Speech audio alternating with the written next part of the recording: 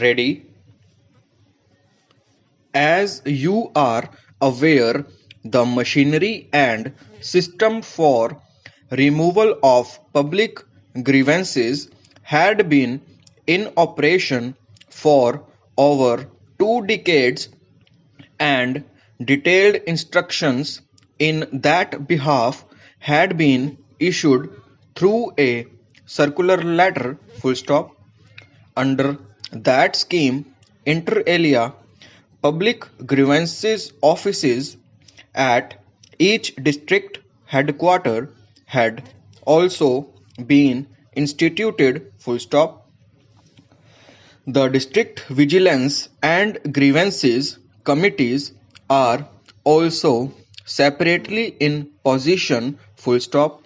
Whereas those procedures and system as prescribed should continue, there is an immediate and urgent need of evolving special procedures and machinery for attending to the grievances and genuine complaints of the people with more speed and urgency in the present context of the situation in our state. Full stop.